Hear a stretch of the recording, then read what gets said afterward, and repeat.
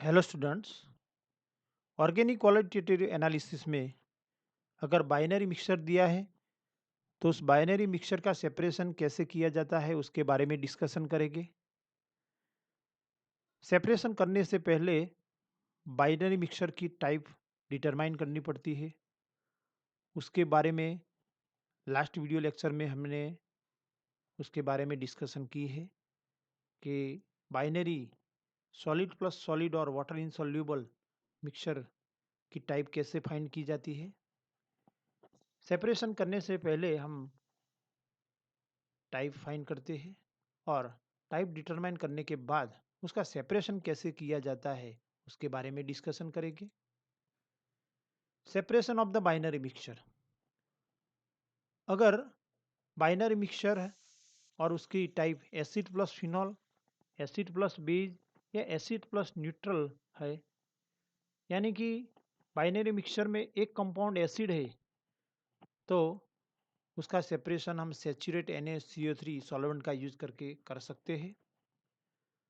उसके लिए बीकर में मिक्सचर लेंगे और मिक्सचर में drop wise saturate NaCO3 add करके एसिड को डिसॉल्व करेंगे।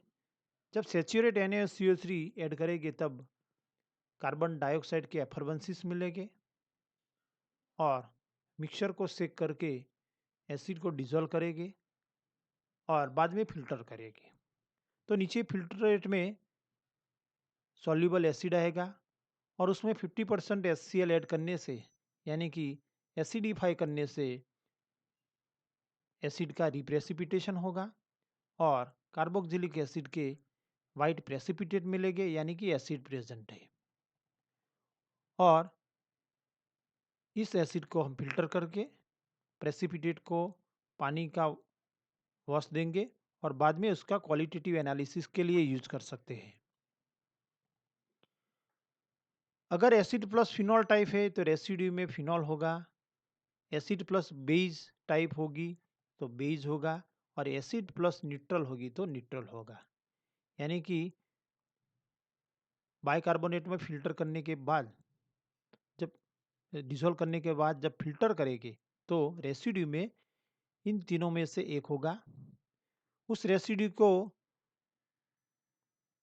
वाटर के वॉश देके क्वालिटेटिव एनालिसिस के लिए यूज कर सकते हैं। यानी कि बाइनरी मिक्सचर में एसिड कंपाउंड है तो बाइकार्बोनेट का यूज करके एसिड को डिसॉल्व करके हम सेपरेशन कर सकते हैं। नॉट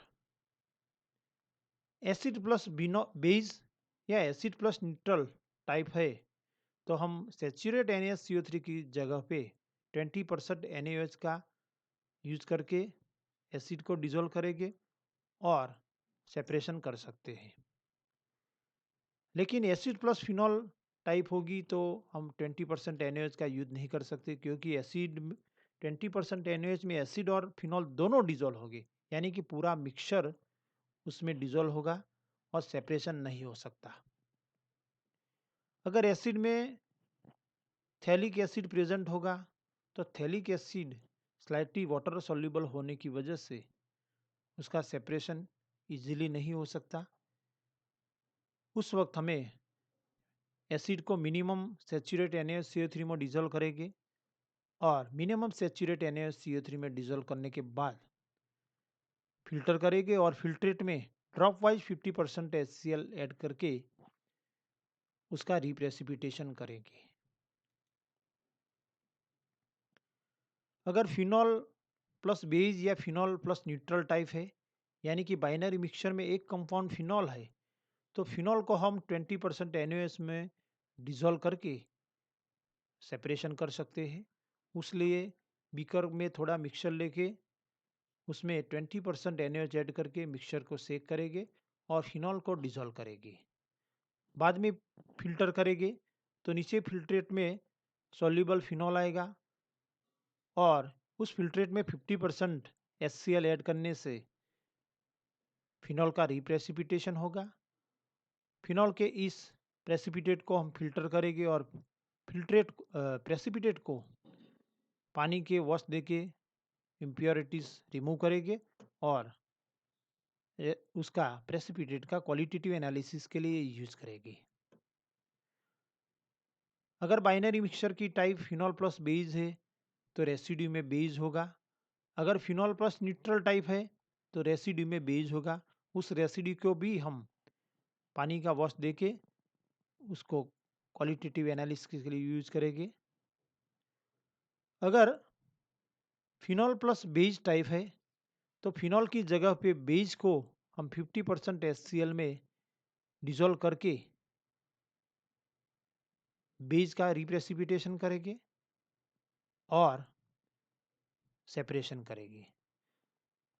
यानी कि फिनॉल प्लस बेस टाइप है तो 20% NaOH की जगह पे 50% HCl का भी यूज किया जाता है। जब 50% HCl ऐड करके बेस को डिसॉल्व करेंगे और बाद में फिल्टर करेंगे तो फिल्ट्रेट में सॉल्यूबल बेस आएगा और इस फिल्ट्रेट में 20% NaOH के ऐड करके बेस का रिप्रेसिपिटेशन करेंगे और रेसिड्यू में फिनॉल होगा। इस तरह फिनॉल प्लस बेस टाइप है तो हम 20% NaOH या 50% HCl दोनों में से किसी भी सॉल्वेंट का यूज करके सेपरेशन कर सकते हैं। बेस प्लस न्यूट्रल, अगर बेस प्लस न्यूट्रल टाइप है तो न्यूट्रल किसी भी सॉल्वेंट में डिसॉल्व नहीं होता, इसलिए हमको बेस को डिसॉल्व करना पड़ेगा और बेस 50% HCl में डिसॉल्व होता है। इसलिए बेस प्लस न्यूट्रल टाइप है तो सिर्फ 50% HCl का यूज करके ही हम सेपरेशन कर सकते हैं। इसलिए बीकर में थोड़ा मिक्सचर लेके मिक्सचर में 50% HCl ऐड करने के बाद ज़्यादातर सेक करके बेस को हम डिसॉल्व करेंगे, क्योंकि एसिड और फिनॉल की तरह बेस इजीली सॉल्यूबल नहीं होते। तब ज़्यादातर सेक करके बेस को डिसॉल्व करेंगे। दोनों में से बेस 50% HCl में डिसॉल्व होगा, बाद में फिल्टर करेंगे तो फिल्ट्रेट में सॉल्यूबल बेस आएगा जिसमें अल्कलाइन मीडियम हम फॉर्मेट करेंगे।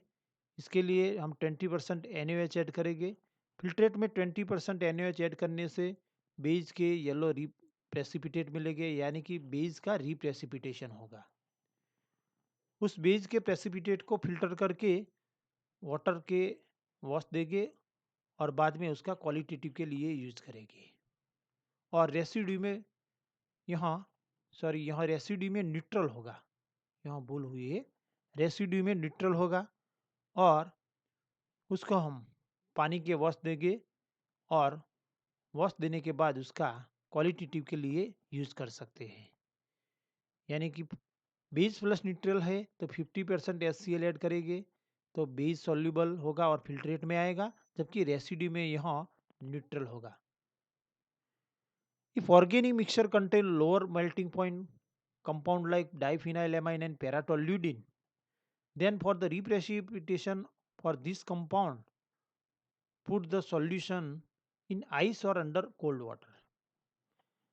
कई बार लो मेल्टिंग पॉइंट वाले कंपाउंड जैसे कि डाइफिनाइलेमाइन या पैराटोल्यूडिन बाइनरी मिक्सचर में प्रेजेंट है, यानी कि बेस डाइफिनाइलेमाइन या पैराटोल्यूडिन होगा तो नीचे फिल्ट्रेट में 20% NaOH ऐड करने से इजीली रेप्रेसिपिटेशन नहीं होगा।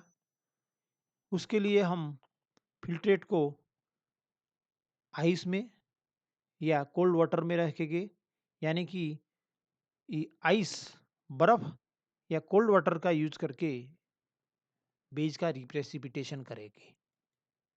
Thank you for watching.